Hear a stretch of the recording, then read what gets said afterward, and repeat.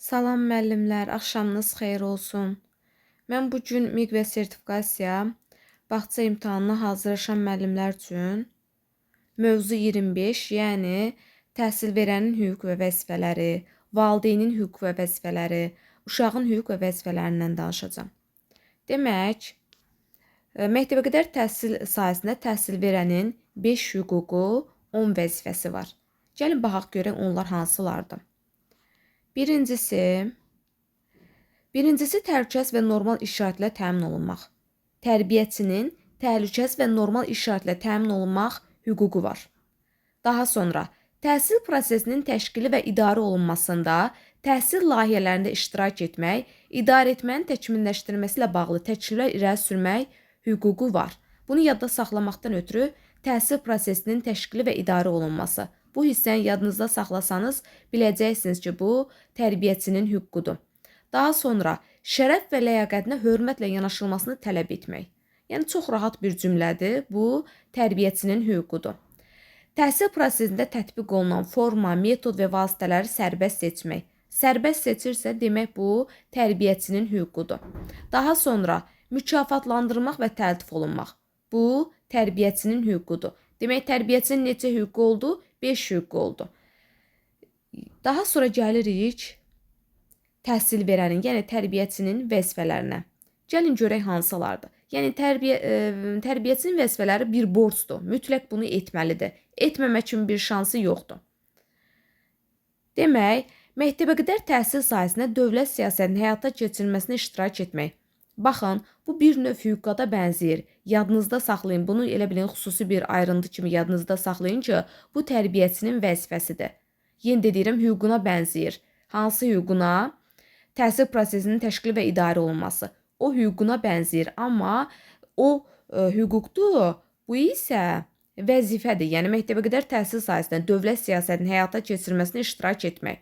Daha sonra, ixtisasını artırmaq, peşəkarlıq səviyyəsini yüksəltmək və sertifikatlaşdırmadan keçmək. Yəni, sertifikatlaşmadan keçmək vəzifədir. Etməmək kimi şansı yoxdur. Hər kəs bir nəfər kimi sertifikasiyadan keçməlidir. Bu, tərbiyəçinin vəzifəsidir. Daha sonra, dövlət təhsil standartına uyğun olaraq təhsil alanların zəruri bilik və həyati bacarıqların yiyələnməsini təmin etmək. Təbii ki, hər bir tərbiyəçinin vəzifəsidir ki, uşaqlara bilik və bacarıq versin və bunları uşaqlara ötürsün. Daha sonra, məktəbəqədər təhsil müəssisəsinin daxili intisam qaydalarına əməl etmək və əmək müqaviləsində nəzərdə tutulan vəzifə funksiyasını yerinə yetirmək. Bəli, bu tərbiyəçinin vəzifəsidir. Yəni, hər bir tərbiyəçi, hər bir işçi bağçanın daxili intisam qaydalarına əməl etməlidir. Təhsil alanlara Azərbaycan xalqının dilinə və adət-ənənələrinə, mənəvi dəyərlərə, dövlət rəmzlərinə hörmət, Azərbaycancılıq və vətənpərvərlik ruhunda tərbiyə etmək. Tərbiyəçinin vəzifəsidir. Amma bu 5-ci valideynin, belə deyək, vəzifəsində də var. Sadəcə biraz diqqətli olun. Orada övladına deyir, burada isə təhsil alanları deyir. Xırda bir detaldır, yəni. İkisində də var bu cümlə. Orada övladı, burada təhsil alanları. Yəni, bu fərqdən yadda saxlaya bilərsiniz. Daha sonra, uşaqların şərəf və ləyaqətinə hörmət etmək, pedaqoji etika və əxlaq normalarına riayət etmək, təhsil işçisi adını yüksək tutmaq, ziyallıq nümunəsi göstərmək. Nədir?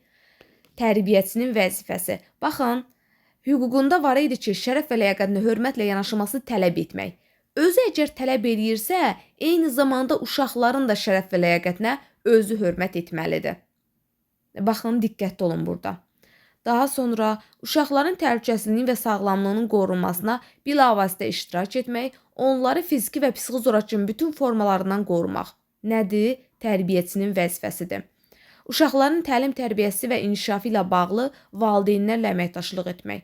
Yəni, valideynlə əməkdaşlıq etmək tərbiyəçinin vəzifəsidir. Etməmək kimi şansı yoxdur. Yəni, əgər bu sahədə işləyirsə, uşaqların təlim tərbiyəsi üçün mütləq ki, valideynlərdən əməkdaşlıq etməlidir. Təhsil alanları müəyyən edilmiş təhsil standartları əsasında məktəb təliminə hazırlamaq. Bəli, bu tərbiyəçinin vəzifəsidir. Müvafiq icra hakimiyyəti orqanının müəyyən etdiyi qayda ildə bir dəfə dövlət hesabına tibbi müayinədən keçmək. Bəli, tibbi müayinədən keçmək tərbiyəçinin vəzifəsidir.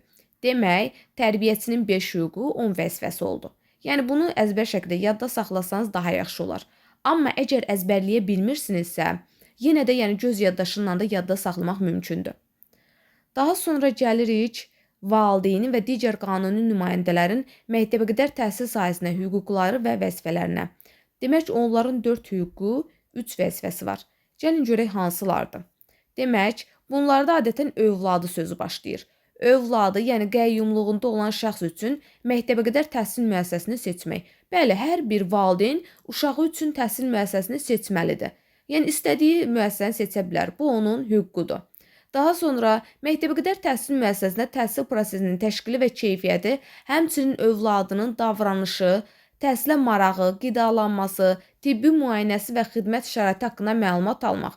Bəli, bu valideynin hüququdur. Yəni onun qidalanması ilə bağlı, tibbi müayinəsi ilə bağlı, yəni bunlarla bağlı məlumat almaq onun hüququdur.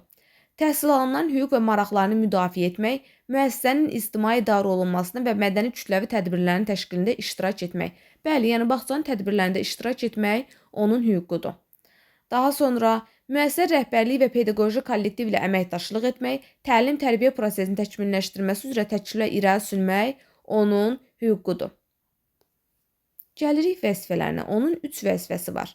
Yəni övladının, yəni qəyyumluğunda olan şəxsin erkən yaşdan fiziki, əxlaqi, intellektual inkişafına şərait yaratmaq. Bəli, hər bir valideynin borcudur ki, uşağın fiziki, əxlaqi, intellektual inkişafına şərait yaratsın və ona dəstək göstərsin. Daha sonra övladını, yəni qəyyumluqda olan şəxsi Azərbaycan xalqının adət-ənənələrinə, mənəvi dəyərlərə, Azərbaycancılıq məfkurəsinə, vətənə, ana dilinə qarşı hörmət və məhəbbət ruhunda tərbiyə etmək. Baxın, bu ikinci hansına oxşuyur? 5-cinə oxşuyur. Yəni müəllimin vəzifəsinə oxşuyur. Yəni təhsil alanları Azərbaycan xalqının dilinə, adət və ənənələrinə, mənəvi dəyərlərə, dövlət rəmzlərinə hörmət, Azərbaycancılıq, vətənpərvər ruhunda tərbiyə etmək. Bu tərbiyəçinin vəzifəsidir. Bu isə valideynin vəzifəsidir. Arada bir dənə söz var, yəni tərbiyəçidə təhsil alandır, valideyndə isə övladıdır. Övladı Azərbaycan xalqının adət-ənənələri, mənəvi dəyərlər, Azərbaycancılıq məfkurəsi, vətənə, ana dilinə qarşı hörmət və məhəbbət ruhunda tərbiyə etmək. Daha sonra məktəbəqədər təhsil müəssisəsinin daxili insan qaydalarına əməl etmək, həmçinin məktəbəqədər təhsil müəssisəsi ilə valideynlər və digər qanuni nümayəndələr arasında bağlanmış müqavilənin şərtlərinə əməl etmək. Bəli, hər bir istər valideyn olsun, istər tərbiyəçi olsun, yəni bağçanın daxili insan qaydalarına əməl etməyə borcludur. Daha sonra gəlirik uşağın hüquqlarına. Uşağın da 6 hüququ var, 7 vəzifəsi var. Gəlin baxaq görək onlar hansılardır. Demək, həyat və sağlamlığı üçün təhlükəsiz şəraitdə mənəvi, psixoloji cəhətdən sağlam pedaqoji mühitdə dövlət təhsil standartına uyğun keyfiyyətli təhsil almaq. Bəli, keyfiyyətli təhsil almaq uşağın hüququna aiddir. Sonra şəxsiyyətin alçaldılmasına, mənəvi və psixoloji duruma və sağlamlığa zərər vuran hərəkətlərin bütün formalarından, fiziki və psixi zorakılıq hallarından müdafiə olunmaq. Bəli, hər bir uşağın fiziki və psixi zorakılıq hallarından müdafiə olunmaq hüququ var. Daha sonra uşaqların sağlamlığına, mənəvi və psixoloji durumuna zərər vuracaq istənilən informasiyadan və təbliğatdan müdafiə olunmaq. Bəli, hər bir uşağın, yəni onun psixologiyasına təsir edəcək zərərli informasiyalardan müdafiə olunmaq hüququ var. Daha sonra ödənişsiz tibbi xidmətdən istifadə etmək, sağlamlıq vəziyyətinə görə tibbi müayinə xidmətlərindən yararlanmaq, bəli, hər bir uşağın hüququdur. Daha sonra müəyyən olmuş normativlərə uyğun keyfiyyətli qida ilə təmin olmaq. Bəli, keyfiyyətli qida ilə təmin olmaq uşağın hüququna aiddir. Sonra asudə vaxtının və istirahətin səmərəli təşkili, meyl və maraqlarının reallaşması və yaradıcılıq imkanlarının inkişafı üçün münasib şəraitlə təmin olmaq. Bəli, asudə vaxtın səmərəli təşkili üçün münasib şəraitlə təmin olunmaq uşağın hüququdur. Gəlin indi baxaq uşağın vəzifələrinə. Görək hansılardır. Demək, cəmiyyətdə davranış qaydalarına əməl etmək, yəni bunlar uşağın vəzifələridir.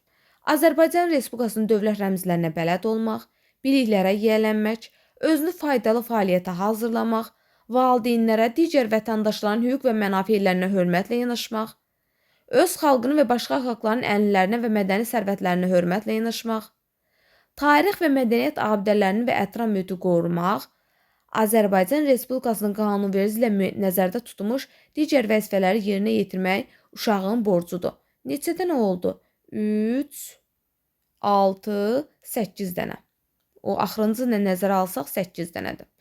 Demək, bu vəzifələrin uşaq tərəfindən dərk edilməsinə və icrasına valideynlərin, müvafiq orqanların və təhsil müəssisələrinin uşaqlar arasında izahat və təbliğat aparılması yolu ilə nail olunur.